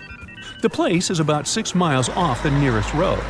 A post truck picks the letters up and hits the road for delivery. Eventually, they are shipped all over the world. A second destination in Saudi Arabia is King Abdulaziz Center for World Culture. The building has an interesting design. It took nearly a decade to build this complex structure. It's a 321-foot-tall tower which stands out with its look. Stone Matters Pavilion is a stone structure in Palestine. The structure spans a surface area of 93 square inches. It has been built entirely out of 300 interlocking stones that mutually support each other. The concave roofs, and yes, they look like giant bowls, are designed that way to collect rainwater. The structure is in Iran. Interestingly, in Iran, the evaporation rate is 3 times faster than the world average, so this bowl-like design comes in very handy. It captures the water in a way that the water can form a single mass as a whole before it evaporates. The outer shell of the roof system collects rainwater, but it also works as an additional shading. It makes air move freely, designed like a cooling mechanism for both roofs. Eco Lodge in Egypt is the next stop. The project is built in a place that overlooks the desert and is constructed using locally available materials like sun-fired bricks and palm wood. The building is an example of traditional architecture. There's a water basin that lets in the air to keep the interior cool. A worthy mention is the CID Interpretation Center in Chile. Chile's Atacama Desert is among the top tourist destinations in the country. To help the tourists, architects designed a visitor center as part of the infrastructure for the wind farm. Here, the cold winter months don't freeze people because the large windows make the most of solar heating. What's even more interesting is that the building is designed to go completely dark at night. Imagine you somehow bumped into the building by accident. Black Desert House is a building respecting the stars. At night, this house goes completely dark. It dissolves into the night, so the stars can appear more prominent. Now, any mysterious desert buildings you know that aren't on this list? Let us know in the comments. You find yourself in Africa, land of unique wildlife, home to a great variety of cultures and languages, and, first and foremost, host to the world's largest hot desert, the Sahara. It's daytime, and you are thirsty for some water and shade. You've been walking for days, trying to find one of those precious-looking oases. You feel you're near, but the horizon just keeps stretching and stretching. Your mind is tired, and your body is feeling all the heat. It's like you've eaten a full plate of hot pepper and then some more, judging by how much you're sweating. And when I say hot, think 100 degrees Fahrenheit hot, on average. No wonder this is happening. After all, you find yourself in the world's biggest hot desert. Now, I say hot desert since the biggest deserted landscapes are actually the cold ones, located in Antarctica and the Arctic. Icy Antarctica's frozen desert is more or less the size of 1 million LAXs. Yep, the Los Angeles International Airport. The Arctic desert is just a bit smaller than that. Now, in case you don't know, the Sahara Desert is located in northern Africa, stretching from the Atlantic Ocean all the way over to the Red Sea. It occupies an area large enough to place approximately 100,000 Disney World theme parks side by side. According to scientists, its boundaries are expanding. Deserts usually form in the subtropics because of what's called Hadley circulation. The air rises at the equator and descends into the subtropics. This circulation of air has a drying effect, which helps the formation of desert landscapes. Since the 1920s, the Sahara is considered to have expanded by over 10%. How is this happening? Well, let's start from the beginning. You probably know the Sahara Desert as one of the most inhospitable places on Earth today. Just FYI, for a place to be considered a desert, it has to receive less than 4 inches of rain per year. Due to the very small precipitation index, deserts are usually dry and arid places. There is little humidity in the air, and daytime temperatures can go as high as 130 degrees Fahrenheit. Usually, there isn't that much animal and plant life because of the lack of water. But in the Sahara's case, it wasn't always like that. It may be difficult to imagine northern Africa without the tons of sand it has today. But about 20,000 years ago, the Sahara was actually one big oasis.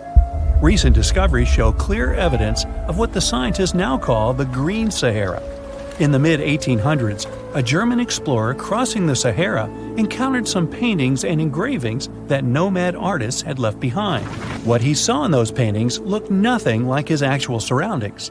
Instead of an arid landscape with only camels and desert vegetation, the rock paintings depicted jungle animals like giraffes and hippos. There were even images of livestock and grazing animals, such as cattle and sheep, something that seems impossible for modern-day Sahara. Artists usually draw what they see around them, so this finding really intrigued the German explorer. The drawings were so detailed that the artists must have had close contact with those animals. You can find this rock art spread out in the northern part of the African continent, from western Sahara to Saudi Arabia. Geologists soon took a keen interest in this and found the first clues to what this could mean. They have been able to confirm that, in fact, northern Africa was once much wetter. They found evidence from nearby deep-sea sediment off the coast of Mauritania. Sampled cores of underwater sand and mud, known as Saharan dust flux, show geologists that, indeed, a green Sahara was possible. The more dust is blowing off of the desert and into the bottom of the ocean, the drier the climate in the region. The sediment cores show that there was much less dust, only half as much, coming off northern Africa during the humid period. This period has to do with Earth's natural cycles. Normally, the Earth rotates at a tilt of 23.5 degrees, but this angle is not consistent and changes over time. Earth's tilt is responsible for the amount of sunlight each hemisphere receives. It affects several ecosystem functions on the planet. During the time of the Green Sahara, the Earth received between 4 and 8% more sunlight than it does today. So when the Earth tilted about 20,000 years ago, the northern hemisphere received more direct sunlight, which affected humidity levels in the region. As the northern hemisphere got warmer, this affected monsoon activity, more specifically the West African monsoon. Monsoons are wind systems that affect a region's rainfall index and humidity levels. As a part of the globe gets warmer, it allows for more air to rise. It combines with the wind to draw moisture up into the atmosphere. Little by little, northern Africa also became wetter. The increased moisture made the Sahara so wet that there were actual bodies of water in the region. As vegetation grew, the plants held onto moisture better than bare sand could. There is evidence of natural basins throughout the Sahara and lakes so big they would fit all of the U.S.'s Great Lakes inside of them. Archaeologists uncovered evidence of vibrant societies in what are now arid areas. It looks like ancient cultures were able to take full advantage of the African humid period. According to researchers, the human population peaked across the Sahara about 9,000 years ago. There are traces of fireplaces, hunting tools, fishhooks, and even mounds of fish bones. Records show that there have been over 230 green periods over the span of 8 million years. Solar radiation is always changing due to natural orbital cycles. That's why Earth will most certainly see another green Sahara moment. It might be thousands of years from now, but it will happen. The same way the Sahara turns green, it turns yellow again. Let's put it like that. All it takes is a significant axial tilt and a few years of readjusting. However, another phenomenon is calling the attention of scientists now. Recent studies by the National Science Foundation from the University of Maryland show the Sahara has expanded 10% over the past 90 years. This phenomenon is called desertification, which literally means fertile land turning into desert land. The Sahara Desert is now advancing into the semi-arid region of Sahel. In 1950, this region was home to 31 million people. Today, its population is over 100 million people. This rapid population growth has largely contributed to the Sahara's expansion. Farmers that were once nomads began settling down. Land usage grew more intense, aiding in weakening the soil. The demand for food has caused an overcropping of the land, so even more of it is turning into the desert now. The study also shows that natural climate cycles can affect rainfall in the Sahara and the Sahel. Scientists affirm that all deserts fluctuate, not only the Sahara. A desert's boundary may expand in the dry winter and contract during the wetter summer. South of the Sahara lies the Chad Basin. It is a natural body of water that now serves as an indicator of the Sahara's expansion. The Chad Basin is located in the region where the Sahara is advancing southward. An atmospheric and ocean expert from the University of Maryland explains that rainfall has reduced greatly in the entire region. Due to reduced rainfalls, there is less water across the entire basin, and even Chad Lake is drying out. Just like the Sahara, the Atacama Desert in Chile, deemed the world's driest, is also expanding. It is located north of the city of Santiago, and its southern border is expanding toward the Chilean capital. Because the climate is getting drier and drier here, the city of Santiago is turning into an arid or semi-arid region itself. The once fertile valleys of local rivers that lived on agriculture and livestock for many generations are losing their revenues as Chilean land is turning into a desert. Since 2010, Santiago has received only a third of its annual rainfall. Outside of the city, farmers are digging holes in search of blue gold, or simply put, water. The situation here is very similar to that of Sahel. So tell me this, were you as surprised as I was to find out what has been happening in the Sahara region? Feel free to share in the comments below. A comfortable abode with a gorgeous view of the Mediterranean Sea will serve as a perfect rain shelter.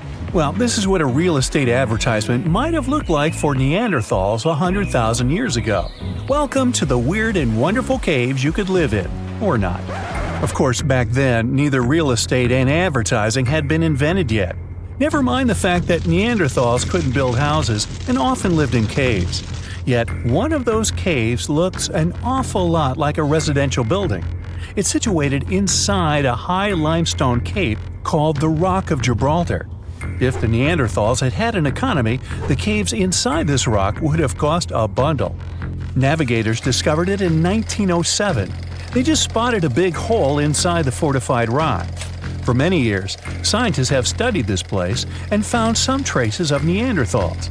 They discovered ancient tools in the cave and bones of old animals. But the coolest thing was, they found 4 caves inside the rock. It was like a residential complex. Neanderthals lived alongside neighbors and helped each other hunt and fish. They created feather decorations and painted abstract drawings on the walls. Imagine our ancient predecessors hanging out in these caves 100,000 years ago. And now, scientists hang out there and study the primeval past of Neanderthals in detail. At the end of 2021, archaeologists uncovered a gap inside one of the caves leading to an unknown tunnel. They crawled through this hole and opened a new space under the cave roof. This place has been closed off from the outside world for over 40,000 years. And it seems it was one of the most prestigious apartments in the entire mountain complex. It has high ceilings with ancient stalactites. The ruined stone curtains divided the apartment into several rooms. Scientists also found the remains of ancient animals and scratches on the walls. It seems that Neanderthals had never lived here, but they used to visit this place. Archaeologists found the shell of a sea snail called dog whelk. One of the Neanderthals brought it here for some reason, but the primary owners of this place were hyenas. These caves show that Neanderthals were closer to humans than to monkeys. They had a way of life and even some customs. There's still a lot of work ahead, and scientists hope to find new rooms inside this rock. Meanwhile, in 2003, archaeologists discovered another early dwelling on the Isle of Flores in Indonesia. Among the green jungle, they found a cave with ancient tools. At first, everyone thought the human ancestors lived here, but then scientists discovered an unusual skeleton of an adult. A thorough analysis showed the skeleton belonged to a 30-year-old woman, 3.5 feet tall, just above the waist of an average adult. The woman's weight was equal to the weight of an adult shepherd. The skeleton didn't belong to Neanderthals or Australopithecines. It was a new unknown species, which scientists called Homo floresiensis, or simply the Hobbit. Also, there were remains of unusual ancient animals in the cave. It was an elephant the size of a cow, some large storks, and giant rats. Archaeologists have found out that hobbits were not the owners of this place. The main inhabitants were the rats the size of a cat. Maybe they were fighting the hobbits. Some analysis shows that Homo floresiensis wasn't our direct ancestor. They were in a separate branch of evolution. The hobbit skeleton looks more like that of a monkey than of modern humans. In 2009, in the dense jungle of Vietnam, archaeologists discovered Son Don, the largest cave in the world. If you go inside the cave and shout, you'll hear your echo a long time. In some places, the height of this cave reaches half the height of the Empire State Building, and the total area is larger than one central block of New York. Son Don is one of the 3 caves in the Vietnamese jungle. Many intricate mazes connect these caves. Inside, you can find unique plants and trees that live separately from the outside world. It's a real underground jungle. In some places, you can find collapsed ceilings that let the sunlight in. Besides unusual trees and plants, ancient stalactites hang there. Some limestone deposits are more than 450 million years old. They were here even before dinosaurs appeared. There are also many rivers in the cave. Rainwater coming down from holes in the ceiling has formed them. Fast streams resemble slides in a water park. They lead to unknown underground labyrinths. Scientists have studied only a small part of all these caves. The next unusual cave is in New Zealand. Hundreds of thousands of fireflies live inside. Each of them glows with a blue light. Together, they light up the cave. It may seem to you that you're on another planet, but you can't stay there for a long time. Special air measuring devices are everywhere. Scientists monitor the level of carbon dioxide necessary for the normal existence of fireflies. These insects are sensitive to the environment. If there are many people in the cave, or they stay there too long, the park staff will ask them to leave the place. It's like you're literally stealing oxygen from the fireflies. We've seen some pretty amazing caves so far, but how about a scary one? We're going to the desert of Yemen's Al-Mara province. What we're looking for is not a cave, it's just a black hole in the ground, right in the middle of the desert. It's big, the size of a basketball court. It's not its size that could scare you, but what's inside. Scientists are still not sure what it is. From the depths of this black abyss, a disgusting smell of rotten eggs constantly comes out, and sometimes you can hear some strange, frightening sounds. The blackness of the giant hole in Yemen absorbs all the sun's rays, so you won't see what's there even with a powerful flashlight. People flew over this place by helicopter. They filmed using drones and the most powerful lenses, but they didn't catch anything except darkness. It looks like a big ink spot in the middle of golden sand. The locals are afraid to approach this place. They believe the cave leads to another dimension where evil creatures live. At the moment, the giant hole in Yemen is one of the most poorly studied and mysterious phenomenon of nature. How did it appear? How old is it? Where does it lead? Scientists are trying to find the answers to these questions. There are theories that the hole appeared because of construction work. Geologists drilled the soil nearby in search of minerals. It could have caused fluctuations in the Earth's crust and collapsed the surface. But no one can prove this theory, yet. And now, imagine a place where sunlight has not penetrated for more than 5 million years. There's little oxygen, and it's cold and damp. Still, life is born in this place, not only microbes and bacteria, but also something bigger. The living conditions in this cave are very different from the usual ones, so, in a sense, this cave is like another planet. It's the Movil Cave in the southeast of Romania, near the Black Sea. The entrance is a small hole in the ground. Inside, a tunnel leads deep below the surface. The levels of hydrogen sulfide and carbon dioxide are above normal inside the cave. The air here is half as much oxygen as on the surface. People can't be here without an oxygen mask, but other creatures living here can. The cave is home to 48 species of living organisms. 33 of them are unknown. Here you can meet some unusual insects, white snails and white spiders, millipedes with huge whiskers, transparent shrimp, and unique species of leeches. They all live here thanks to the little bacteria autotrophs. They absorb carbon dioxide and release food particles. Bacteria feed on it. Other larger organisms feed on these bacteria, and some bigger organisms eat those little ones. In the end, everyone gets food. In this cave, evolution has created a biological system separate from the rest of the world.